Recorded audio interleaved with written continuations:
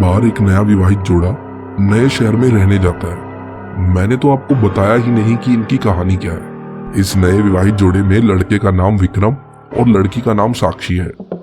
विक्रम की शादी को अभी कुछ ही महीने हुए थे। दोनों बहुत खुश थे। एक दिन विक्रम की कंपनी वालों ने कंपनी के काम के लिए कुछ महीने के लिए विक्रम को दूसरे शहर में भेजा। कंपनी ने जो फ्लैट दिया था उसमें ये लोग रहने जाते हैं, पर इनको कहाँ पता था कि यह इनकी जिंदगी का सबसे डरावना सच बनने वाला है। पहले दिन ही साक्षी और विक्रम ने मिलकर पूरा फ्लैट सजा दिया। फ्लैट 2 BHK का था तो ज्यादा समय नहीं लगा। ये लोग नए शहर में ढलने की कोशिश की बात एक दूसरे से करने लगे और खाना खाकर अपने बेडरूम में सोने चले जाते हैं। देर रात में विक्रम की नींद खुल जाती है। वो पानी पीने के लिए जैसे ही उठता है, पलटकर जब वो साक्षी की तरफ देखता है तो उसे वहां साक्षी नहीं दिखाई देती। थोड़ी देर बाद विक्रम के गले पर 2 हाथ पीछे से उसके ऊपर आते हैं। विक्रम चौंक कर देखता है, पीछे साक्षी खड़ी रहती है। साक्षी ने बोला, क्यों चौंक गए? मैं तो बाथरूम गई थी, तुम क्यों जगे हो अभी तक? विक्रम बोलता है, कुछ नहीं, बस पानी पीने के लिए जगह था।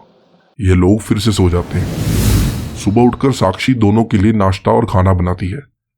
विक्रम नाश्ता करके अपना टिफिन लेकर काम पर चला जाता है। साक्षी अपने फ्लैट में अकेली सोच रही होती है। चलो जो बाकी का काम है उसे ही कर लेती हूँ। वो कपड़े धुलने के लिए वॉशिंग मशीन की तरफ जाती है, फिर मशीन में कपड़े धुलने के लिए डालकर वहां से चली जाती है। थोड़ी देर बाद जब वो वापिस आती है तो देखती है कि कपड़े तो मशीन में है ही नहीं।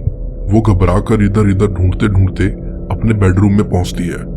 वहां उसके सारे गीले कपड़े उसके बिस्तर पर पड़े थे। वो ये सब बात समझ नहीं पाती। शाम को विक्रम के घर आने के बाद उसे ये सारी बातें बताती है। विक्रम इसे वहम समझकर बात को टाल देता है। रात में दोनों अपने बेडरूम में सोने चले जाते हैं। तभी रात में किसी की तेज तेज सांस लेने की आवाज विक्रम को सुनाई देती है।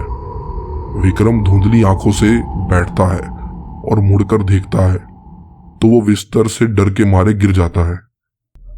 वो देखता है कि बिस्तर पर साक्षी के बगल में कोई काला साया सोया है जो एक आदमी की तरह दिख रहा था।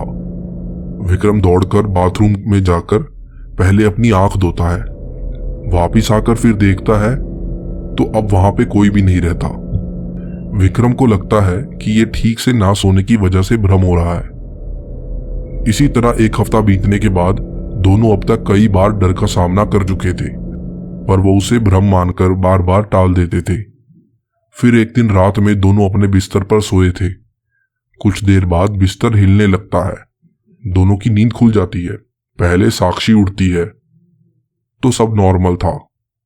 फिर भी वो चेक करने के लिए बिस्तर के नीचे झांकती है और जैसे ही वो बिस्तर के नीचे झांकती है तो कोई उसके बाल पकड़कर बिस्तर के नीचे खींच लेता है। साक्षी चिल्लाती है तो विक्रम जाग जाता है और वो बिस्तर के नीचे उतरकर साक्षी को देखता है और देखते ही पीछे की तरफ गिर जाता है। वो देखता है कि साक्षी लेटी हुई उसकी तरफ ही देख रही है और साक्षी के पीछे कोई है जो साक्षी का सिर जमीन पर दबाए हुए है। वो फिर भी टॉर्च जलाता है और उसे कोई दिखाई नहीं देता। फिर वो साक्षी को वहां से बाहर निकालता है।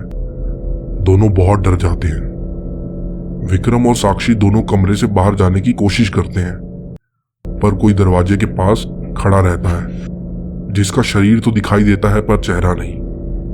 दोनों की हिम्मत नहीं होती आगे बढ़ने की।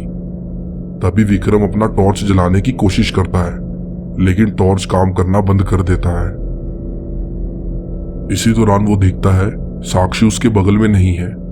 वो इधर उधर देखता है तो साक्षी दरवाजे के पास खड़ी होती है और डर के इशारे में कहती है, वो तुम्हारे पीछे है वो।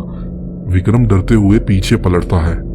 तभी उसे एक जोर का मुक्का पड़ता है जिससे वो जमीन पर गिर जाता है। उसके बाद उसके ऊपर कमरे के सामने से हमला होता है। विक्रम को काफी चोट आ जाती है। उधर साक्षी दरवाजा खोलने में कामयाब हो जाती है। वो तुरंत विक्रम को उठाती है और वहां से निकलने लगती है। तभी दोनों को पीछे से एक जोर का धक्का लगता है जिससे वो सीधे फ्लैट के बाहर गिरते हैं और उनके सिर पे बहुत चोट आती है। फिर भी वो वहां से उठते हैं और तुरंत लिफ्ट से नीचे चले जाते हैं और बिल्डिंग के बाहर पहुंचने के बाद देखते हैं कोई साया जैसा इंसान उनके फ्लैट की खिड़की पर खड़ा है जो उन्हें देख रहा है। थोड़ी देर में वो गायब हो जाता है और फ्लैट की लाइट भी बंद हो जाती है।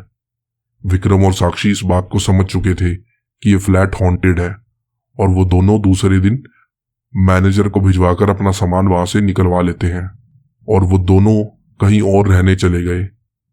इस हादसे को 5 साल से भी ऊपर हो चुके हैं, लेकिन आज भी यह हादसा उनकी रातों की नींद उड़ा देता है।